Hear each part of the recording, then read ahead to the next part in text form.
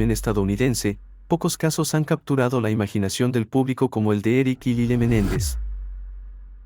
Sus nombres son sinónimo de un acto impactante que destrozó la fachada de privilegio en Beverly Hills. En 1989, los hermanos asesinaron a sus padres, José y Kitty Menéndez, en su propia casa. Fue un crimen que parecía inexplicable, un acto brutal cometido por hijos contra sus padres ricos y aparentemente exitosos. Décadas después, el caso continúa resonando, impulsado por nuevas perspectivas y avances jurídicos continuos. Recientemente se conoció que la próxima audiencia de libertad condicional de Eric Menéndez ha sido pospuesta. La audiencia, que originalmente se había previsto para antes, ahora está programada para agosto de 2025. Trazo ha vuelto a poner el infame caso en el punto de mira. Reanuda un debate complejo y duradero. En el centro de la cuestión reside la tensión entre la justicia, el castigo y la posibilidad de rehabilitación. ¿Es posible rehabilitar verdaderamente a las personas condenadas por crímenes tan atroces? ¿Debería la gravedad de la infracción original prevalecer para siempre sobre la evidencia del cambio? Estas son las preguntas que resurgen con cada avance de la saga de Menéndez. El aplazamiento de la audiencia de libertad condicional nos obliga a afrontar una vez más estas difíciles cuestiones. Es un caso que desafía nuestra comprensión de la familia, el motivo y el propósito del propio sistema de justicia. Eric y Lyle Menéndez crecieron en un mundo de inmensa riqueza y expectativas. Su padre, José Menéndez, era un poderoso ejecutivo del mundo del espectáculo. Su madre, Kitty Menéndez, fue una ex-reina de belleza y socialité. Desde fuera parecían ser la familia adinerada perfecta. Pero debajo de la superficie, según la defensa, hay una oscura realidad. En la noche del 20 de agosto de 1989, José y Kitty Menéndez fueron asesinados a tiros en la sala de estar de su mansión de Beverly Hills. A José le dispararon varias veces con una escopeta a quemarropa. Kitty también recibió varios disparos cuando, según se informa, intentaba huir. La escena era espantosa y caótica. Eric y Lyle fueron quienes llamaron al 911. Su llamada frenética, informando que alguien había asesinado a sus padres, se hizo instantáneamente infame. Al principio, la policía sospechó que se trataba de una mafia o de una disputa comercial. El comportamiento aparentemente angustiado de los hermanos inicialmente desvió las sospechas. Sin embargo, su comportamiento posterior empezó a levantar sospechas. Se dice que en las semanas posteriores a los asesinatos se dieron cuenta de que habían gastado mucho dinero. Este marcado contraste con su aparente dolor alimentó las sospechas entre los investigadores. El caso dio un giro dramático meses después. Eric le confesó a un psicólogo, el Dr. L. Jerome Ociel, sobre su participación y la de Lyle. La amante de Ociel informó más tarde de la confesión a las autoridades. Esto condujo al arresto de Eric y Lyle Menéndez en 1990. Lo que siguió fueron dos juicios muy publicitados. El primer juicio, que comenzó en 1993, fue un circo mediático. Fue uno de los primeros juicios en ser ampliamente televisado, cautivando a la nación. La defensa, encabezada por Leslie Abramson por Eric y Jill Lansing por Lyle, presentó una narrativa de abuso. Afirmaron que los hermanos habían sufrido años de severo abuso sexual, emocional y físico a manos de sus padres. Argumentaron que los asesinatos no fueron actos premeditados de codicia, sino más bien actos desesperados de autoconservación. La fiscalía, encabezada por Marcia Clark en el primer juicio, pintó un panorama diferente. Argumentaron que el motivo era puramente financiero. Afirmaron que los hermanos mataron a sus padres para heredar su patrimonio multimillonario.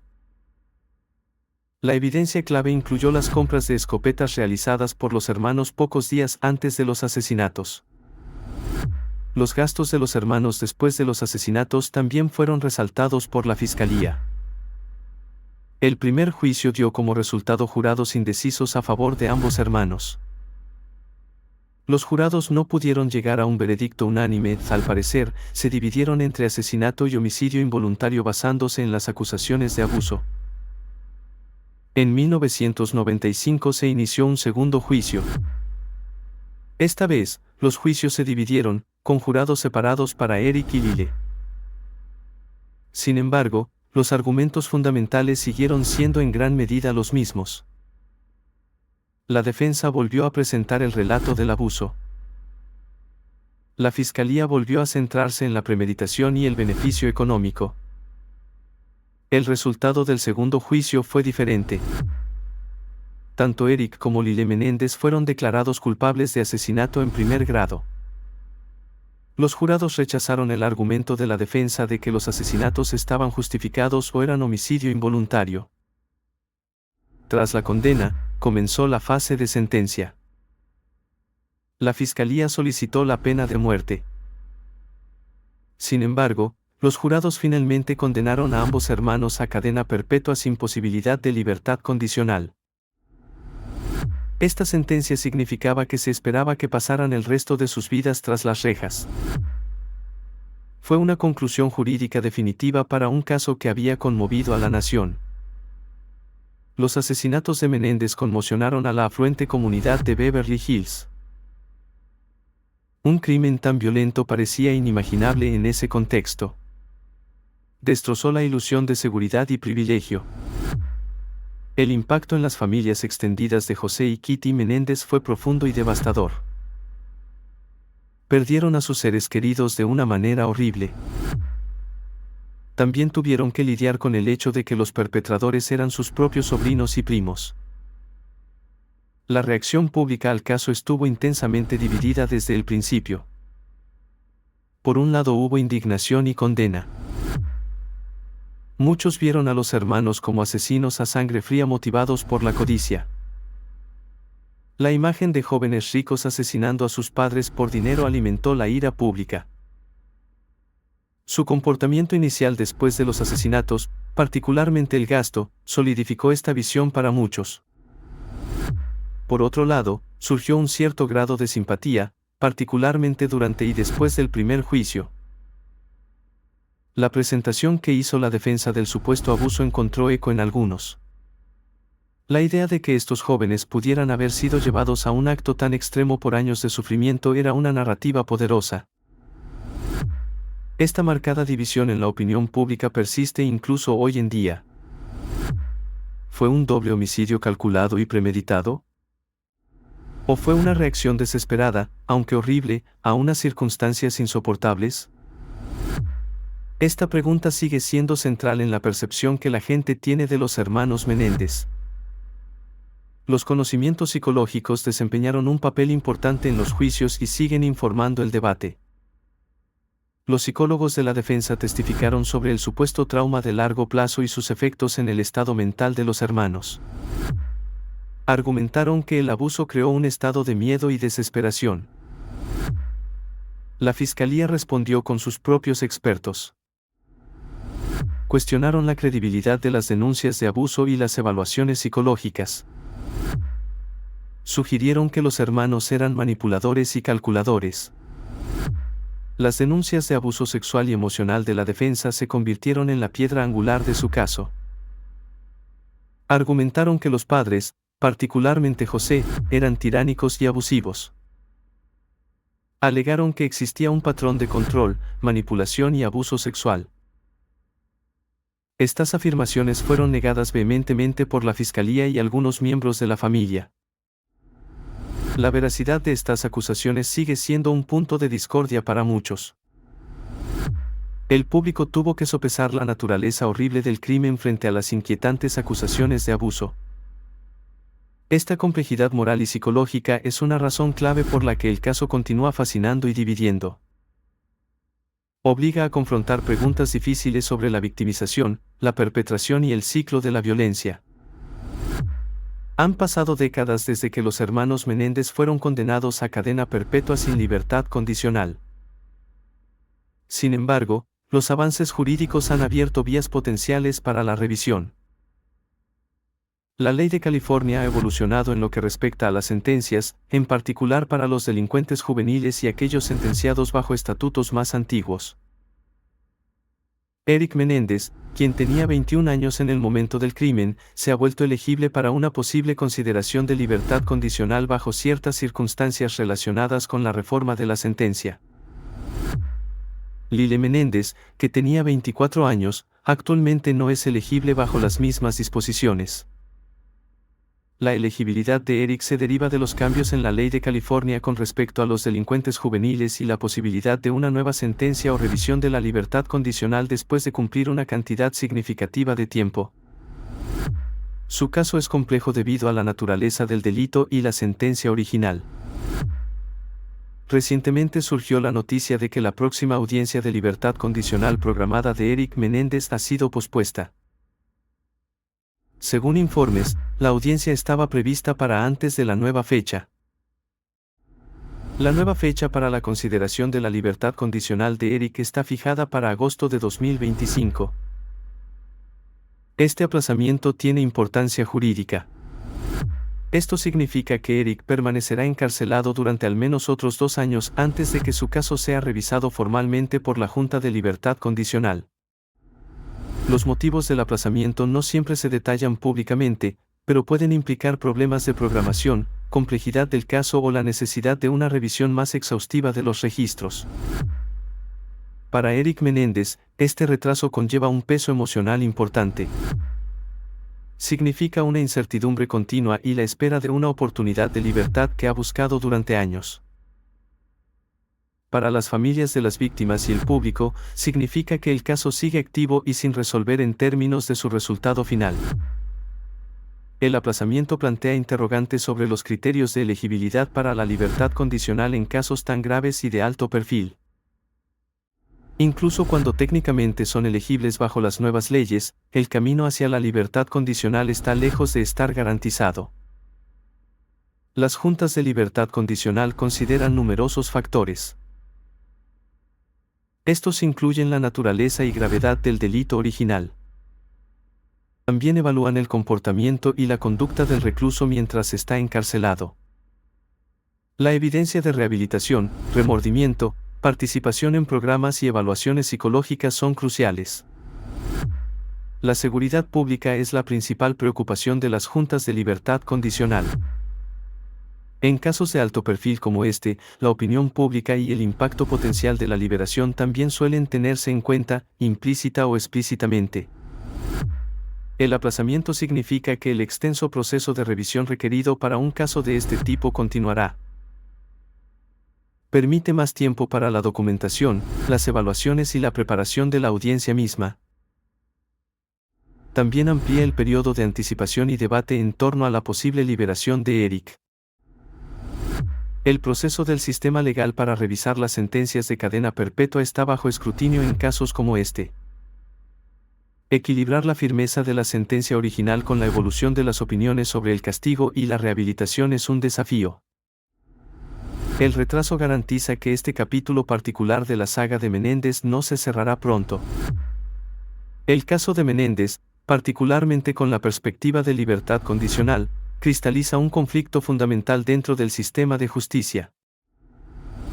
Este conflicto es la tensión entre las demandas de justicia y castigo por los crímenes pasados y el potencial de rehabilitación y futura reintegración a la sociedad. Los argumentos que apoyan la posible liberación de Eric Menéndez a menudo se centran en el concepto de rehabilitación. Los defensores señalan su comportamiento durante sus décadas en prisión. Los informes sugieren que ha sido un preso modelo. Según se informa, ha participado en programas educativos y terapia. Según se informa, también ha expresado remordimiento por los asesinatos.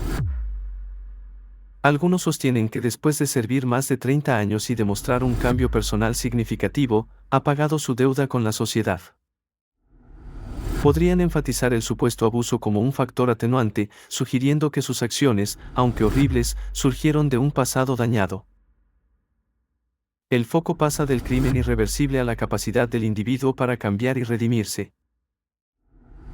Por el contrario, los argumentos a favor de mantener el encarcelamiento se basan en la gravedad y la naturaleza del delito original.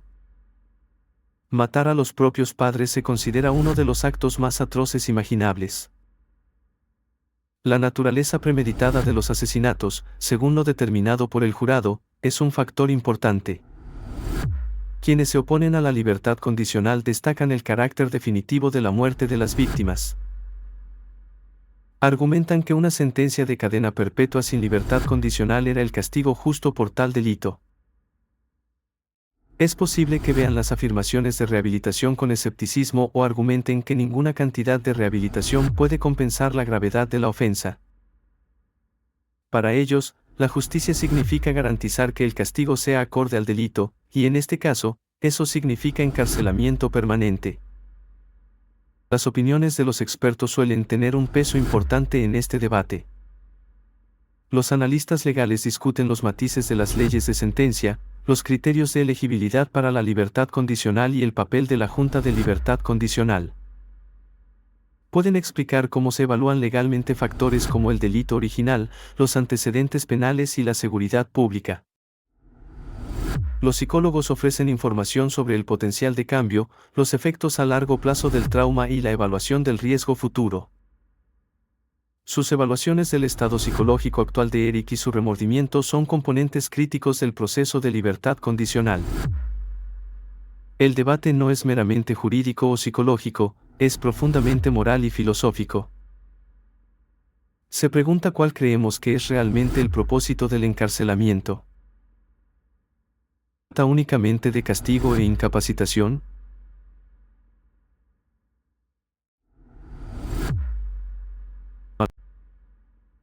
El caso Menéndez obliga a la sociedad a afrontar estas difíciles preguntas en un foro muy público. Destaca el desafío de equilibrar la responsabilidad por las acciones pasadas con el potencial de cambio humano a lo largo del tiempo. El resultado del proceso de libertad condicional reflejará cómo el sistema, y quizás la sociedad, ponderan estos principios en pugna. El aplazamiento de la audiencia de libertad condicional de Eric Menéndez hasta agosto de 2025 significa que el futuro sigue siendo incierto. Sobre el posible resultado es inevitable. ¿La Junta de Libertad Condicional se dejará influenciar por la evidencia de rehabilitación y el paso del tiempo? ¿O acaso la naturaleza horrible del crimen original y la sentencia de cadena perpetua sin libertad condicional resultarán obstáculos insuperables?